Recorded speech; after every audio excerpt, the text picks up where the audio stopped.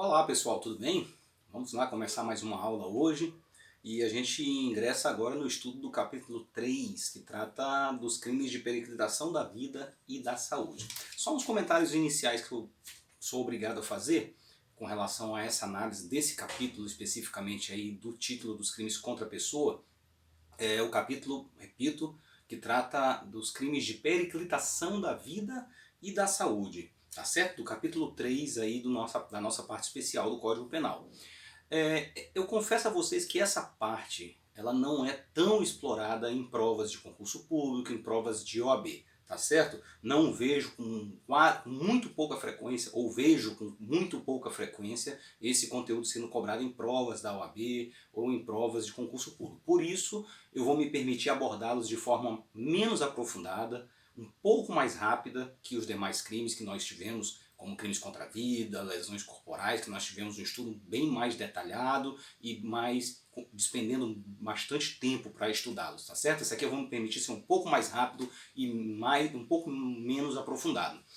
Obviamente que estamos no estudo de graduação, por isso que eu não posso desdenhar. Porque se vocês forem fazer um curso preparatório para a OAB, para concurso público, muito raramente vocês vão ver os cursinhos perdendo tempo com essa parte. Mas como vocês estão numa graduação, que precisam ter acesso ao conhecimento de uma forma bem ampla e pelo menos ter visto alguma vez e estudado pelo menos durante a sua formação de nível superior em direito, é importante que a gente aborde sim esses crimes, tá certo? E a gente pode se beneficiar realmente desse sistema de aula gravada e que a gente perde menos tempo com perguntas, interrupções, às vezes não temos problemas com semana acadêmica, feriados que acontecem nas aulas presenciais, e isso vai nos permitir despender mais tempo com o conteúdo da nossa matéria, tá certo? Porque eu tenho todo o tempo do mundo para gravar, né, a matéria para vocês e vocês assistirem nos momentos que forem oportunos para vocês, tá certo? Então vamos lá. O que é importante a gente tratar desses crimes de periclitação da vida e da saúde? Em primeiro lugar, é esclarecer o que é essa palavra estranha, periclitação. Periclitação vem de perigo, uma situação periclitante, uma situação de perigo. Então, periclitar a vida e a saúde é expor a saúde ou a vida das pessoas a uma situação de perigo. Para isso, nós precisamos fazer aqui uma distinção a respeito de uma classificação do direito penal no que diz respeito ao resultado do crime, ou a possibilidade de um resultado desse crime. Existem crimes de dano e existem crimes de perigo. O que difere os crimes nessa classificação em crimes de dano e crimes de perigo? Tem a ver com a produção do resultado do crime. Crimes de dano são aqueles que causam lesão efetiva a um determinado bem jurídico. Então, muito fácil a gente imaginar os crimes que nós já estudamos preteritamente ali, como os crimes de homicídio, o crime de aborto, o crime de lesão corporal. Eu tenho ali crimes de dano, onde há a efetiva ocorrência de um resultado lesivo ao bem jurídico, uma efetiva lesão a um bem jurídico que está sendo protegido pela legislação penal. No crime de homicídio, o resultado morte é o dano que acontece no crime de homicídio. No crime de lesão corporal, é a lesão, a ofensa à saúde ou à integridade corporal que dá causa a esse resultado, que é o resultado desse crime de dano, nessa classificação de dano. No crime de aborto, é a morte do embrião ou do feto ali, da gestante. Então, vejam que esses são crimes de dano. Então, para a sua consumação, esses crimes necessitam de uma efetiva ocorrência de uma lesão a um bem jurídico protegido ali pela norma penal, ok? E o que vem a ser os crimes de perigo? Crimes de perigo, o tipo penal não exige a ocorrência de um efetivo dano ao bem jurídico. Ele só exige que haja uma exposição a perigo, um risco de lesão àquele bem jurídico. O mero ato de você expor a perigo, expor a risco de lesão àquele determinado bem jurídico, já caracteriza a consumação do crime. Vamos dar um exemplo aqui? Eu tenho crimes em que a pessoa portar uma arma de fogo, crime de porte ilegal de arma de fogo. Alguém que porta uma arma de fogo contra a determinação legal e regulamentar está cometendo um crime de perigo. O mero fato de estar portando essa arma, não precisa que ela use essa arma para intimidar alguém, não se exige que ela pegue essa arma e use para praticar um roubo, não precisa que ela use essa arma para lesionar ou matar ninguém. O fato de estar portando a arma indevidamente, contrariando disposição legal e regulamentar, já faz com que esteja consumado o crime de porte ilegal de arma. Esse é um tipo de crime de perigo. Eu vou fazer uma subdivisão aqui no crime de perigo e aí vou dar mais outros exemplos para a gente entender ainda melhor o que são crimes de perigo. Então falamos crime de dano, precisa ocorrer uma efetiva lesão ao bem jurídico. Crimes de perigo, não se exige uma efetiva lesão ao bem jurídico, basta que haja uma exposição a perigo de lesão do bem jurídico. E esses crimes de perigo, eles se subdividem em crimes de perigo abstrato e crimes de perigo concreto. Crimes de perigo abstrato, crimes de perigo concreto.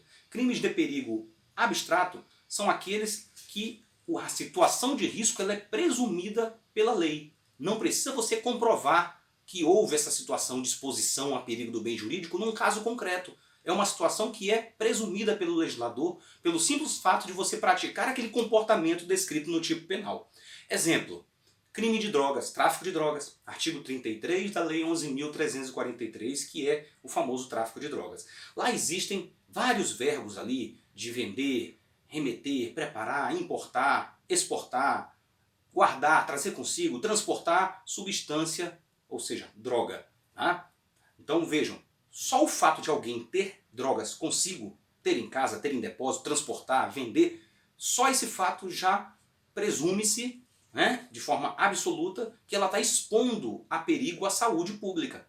Não precisa efetivamente comprovar que ela deu essa droga para alguém, que a usou, que ficou dependente químico daquela droga.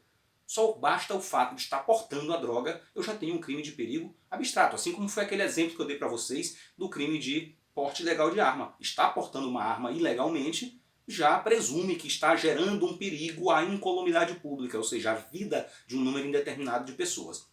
Tá certo? Então o legislador ele procura nada mais nada menos do que se antecipar. Ele não espera que o dano aconteça ao bem jurídico. Ele se antecipa e passa a incriminar um determinado comportamento que vai gerar um perigo de dano, um perigo, um risco ao bem jurídico, um risco de lesão ao bem jurídico. Mais um exemplo de perigo abstrato, bem consolidado na jurisprudência. O crime de dirigir sob influência de álcool ou substâncias de efeitos análogos, né? A embriaguez ao volante. A embriaguez ao volante é tida pela jurisprudência como um crime de perigo abstrato. Não precisa se comprovar no caso concreto que alguém dirigindo embriagado estava gerando perigo de dano, estava fazendo zigue-zague, andando na contramão, andando em alta velocidade, atropelou ou quase atropelou alguém. Não precisa. Fez lá a constatação que você está dirigindo, está sob influência de álcool ou qualquer outra substância semelhante que cause embriaguez, está caracterizado o crime, porque o legislador presume que com aquele comportamento você está gerando perigo abstrato de dano à incolumidade, à saúde e à vida das pessoas. Ok, pessoal? Entenderam? Então, perigo abstrato eu não preciso provar no caso concreto que aquela pessoa efetivamente, concretamente expôs a vida ou a saúde de alguém a perigo. O próprio comportamento faz presumir de forma absoluta que a pessoa está gerando um perigo àquele bem jurídico. No crime de perigo concreto é diferente. No crime de perigo concreto eu tenho que demonstrar que aquele comportamento gerou um perigo de dano a algum bem jurídico de alguém, de uma pessoa determinada ou de pessoas determinadas. Tá? Então aqui é diferente, eu tenho que comprovar. Não basta, não é uma presunção absoluta da lei, é uma presunção relativa. Quem acusa ou algum acusador tem que comprovar, a parte acusadora tem que provar que aquela pessoa com aquele comportamento gerou um perigo à saúde ou à vida de alguém. Nós vamos ver aqui, até começando pelo primeiro, eu já vou dar como exemplo de crime de perigo concreto, o primeiro tipo penal que nós vamos estudar, que é do artigo 130, que é o crime de perigo de contágio venéreo. Aqui eu tenho uma hipótese, eu tenho um exemplo claro de crime de perigo concreto, tá certo? Então o que diz o tipo penal aqui, incerto, né? E esse incerto com S, tá? De inserido, no artigo 130. Olha lá.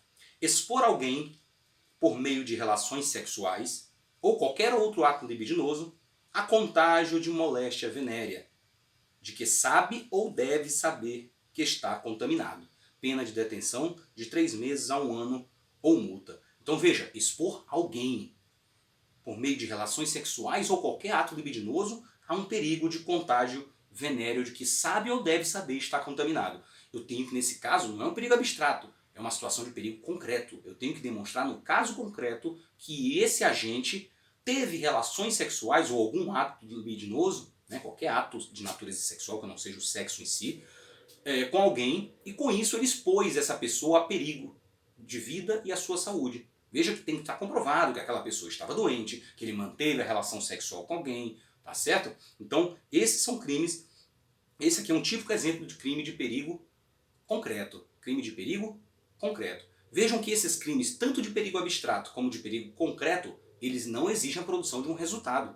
Eles sempre só exigem que haja uma exposição a perigo de lesão ao bem jurídico. Eles não são crime de dano. Eles não são crimes que exigem esse resultado naturalístico de produção de um resultado. Veja que aqui é expor alguém por meio de relações sexuais. Expor alguém. Ou seja, o mero ato de alguém praticar sexo estando com uma doença venérea, ou devendo saber estar, independentemente de contaminação ou não da pessoa, ele já expôs aquela pessoa a perigo à sua saúde. Já expôs a perigo à saúde daquela pessoa, da vítima. Tá certo? Então qual é o bem jurídico protegido aqui? Já começando a análise então, que nós já demos um pontapé inicial, que citamos como exemplo aqui de perigo, crime de perigo concreto, o perigo de contágio venéreo.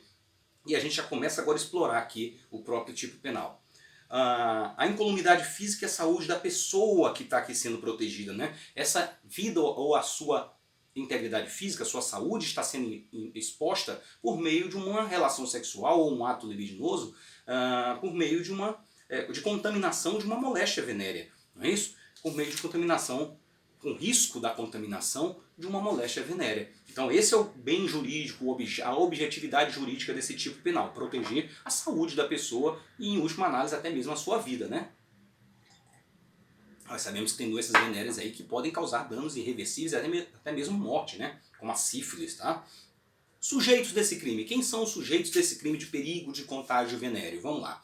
Qualquer pessoa, desde que seja a pessoa portadora de uma moléstia venérea, tá? Seja homem, seja mulher. Então o sujeito ativo é qualquer pessoa, mas obviamente que se estamos falando de expor alguém a contágio de moléstia venérea, significa que é qualquer pessoa, mas desde que contaminada com uma moléstia venérea. Tá? E sabendo estar contaminada ou devendo saber. Sabendo ou devendo saber.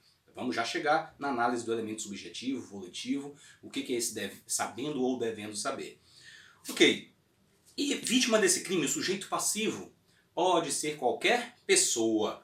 Não importa sexo, não importa reputação, não importa se homem ou mulher, tá? Qualquer pessoa, obviamente que desde que saudável, não já contaminada com aquela doença venérea que o agente possui, né? Percebam que se a vítima já é contaminada com aquela doença venérea que o agente possui, não há o objeto material do crime é impossível, é ineficaz, né? O objeto material é impróprio à finalidade que se quer. Se o agente está expondo, não há exposição a perigo à saúde da pessoa que já está contaminada com aquela mesma moléstia venérea que o agente possui, tá certo? Agora, reputação não tem nada a ver com isso.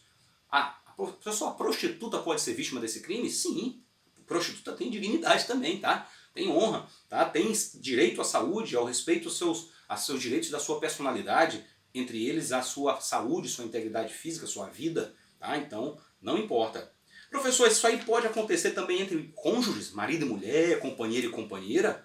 Sim, tá? Não há nenhuma explicação razoável para não se entender que pratica esse crime também um cônjuge em desfavor do outro, né? O cônjuge estando contaminado com uma doença venérea que expõe a perigo de contágio a vítima, tá certo? Bom, então falamos aqui que é a prática do sexo, o meio empregado, não é isso? Tá? É a prática do sexo ou qualquer outro ato de libidinagem, o ato libidinoso. Essa é a conduta, tá? A conduta incriminada aqui é manter a relação sexual, tá? Não importa que tipo de relação sexual, tá? Se é uma relação conjunção carnal, que é o contato do pênis com a vagina, se é sexo anal ou diversa da relação da conjunção carnal, que seria o sexo anal, o sexo oral, o que se enquadraria nos chamados atos libidinosos, tá certo? Então o Código Penal usa essa expressão, manter relação sexual ou praticar qualquer ato libidinoso, o ato que visa satisfazer a libido, o desejo sexual. Então isso pode ser o sexo oral, pode ser masturbação, contatos com as partes íntimas um do outro, desde que isso seja apto a transmitir a moléstia, não é? E vejam, essa é a conduta, tá? Essa é a conduta, manter relação sexual ou praticar ato libidinoso com a vítima. Pessoal, vou deixar bem claro aqui, isso é um crime de perigo. Não é necessário que se queira contaminar, não é necessário para esse crime que haja o efetivo contágio da vítima para que haja a configuração desse crime, para que esse crime esteja consumado, tá certo? O que se exige aqui é expor a vítima, praticar o ato sexual ou o ato libidinoso, sabendo estar contaminado, expondo a vítima a perigo de contágio, ainda que essa vítima não venha a ser contaminada, ok? Tá. Então vamos lá. É um crime de ação vinculada. O que é crime de ação vinculada? Tá? Existe crime de ação livre, matar alguém. Não se diz como matar alguém, se é com veneno, se é com faca, se é com explosivo, se é com tiro. Né? Então é um crime de ação livre. Crime de ação vinculada, o tipo penal diz de que forma o crime deve ser praticado. Vincula a ação ou a conduta do agente. E aqui um crime de ação vinculada porque exige o contato sexual entre o agente e a vítima, não é isso? O contato sexual ou para satisfazer a libido, o ato libidinoso entre o agente e a vítima. Embora esse contato possa ser direto ou indireto, tá certo? Pode ser por meio de objetos, né? Usar acessórios ali, né? Entre o casal, entre as duas pessoas que estão praticando a relação sexual, desde que o ato tenha conotação sexual e se trate de uma moléstia venérea, né? Aquelas transmitidas sexualmente, as doenças transmissíveis sexualmente. Ok? Vamos lá, o que mais que a gente pode falar aqui? Então não se pune o contágio venérea, já falamos. Aqui é um crime de perigo. O que se pune é a relação sexual perigosa, essa relação sexual que expõe a perigo, não é isso? A pessoa está expondo só pelo fato de estar praticando a relação sexual. Nós vamos ver que se houver o efetivo contágio, nós podemos até falar do crime de lesão corporal. Mas aqui nós temos um crime que se está punindo a exposição a perigo de lesão. É por isso que a doutrina chama esses crimes aqui de perigo, de crimes de subsidiários. Crimes subsidiários, tá? Ou também soldado de reserva. Por que chama de soldado de reserva ou subsidiário? Porque se houver o fim mais grave, o efetivo dano, nós vamos ter outro crime mais grave. Se esse dano não acontecer, eu tenho o soldadinho de reserva, eu tenho esse crime subsidiário que vai persistir. Por exemplo, se o agente pratica essa relação sexual expondo a perigo de contágio venéreo à vítima, já há um crime aqui em tese cometido, que é esse do artigo 130. Se ele venha a efetivamente contaminar a vítima, ele já deixa de praticar esse crime de mera exposição a perigo da saúde da vítima e passa a praticar o crime mais grave, que é o crime de lesão corporal. Que pode ser, inclusive, lesão corporal de natureza grave ou gravíssima. Ok, gente? Perfeito. Essas moléstias venéreas, como é que eu vou... Aqui nós estamos falando de uma norma penal em branco. O que é uma norma penal em branco? Aquela norma penal que é incompleta, que ela precisa ser complementada, e para ser complementada eu tenho que ir buscar uma outra norma para complementar aquele tipo penal. Então quando o artigo 130 fala em moléstia venérea, ele não diz quais são as moléstias venéreas. Você vai ter que buscar uma outra fonte normativa para saber o que são moléstias venéreas. Então aqui nós podemos remeter aqui a normas, inclusive, infralegais, que estão abaixo das leis. Normas administrativas do Ministério da Saúde. Por exemplo, lá no crime de droga, quando fala em droga, você tem que ir lá numa portaria da Anvisa, que vai dizer quais são as drogas proibidas, as drogas de uso controlado, para saber o que isso quer dizer a respeito de droga e complementar o tipo penal do tráfico de drogas.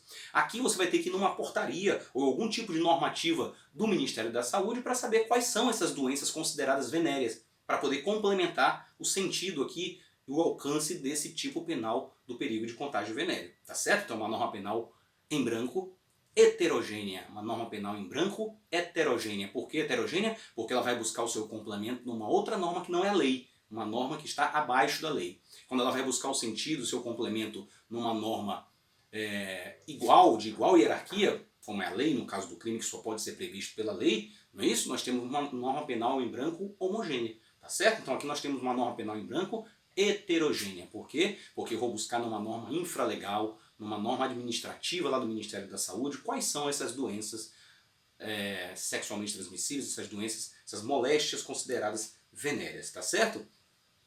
Ok, pessoal, AIDS, tá?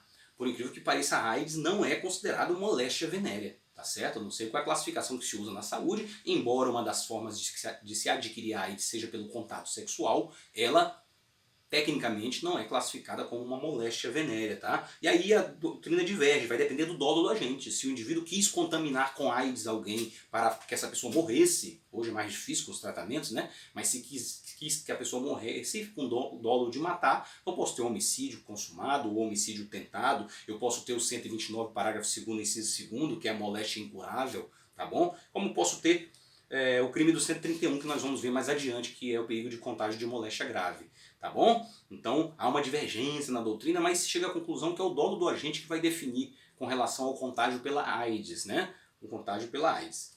Ok, vamos para o elemento... vencemos os 20 minutos, né? Eu vou ter que encerrar agora, porque tivemos um comentário inicial, então a gente não teve como concluir a análise desse artigo 130 aqui. Mas eu encerro agora, tá bom?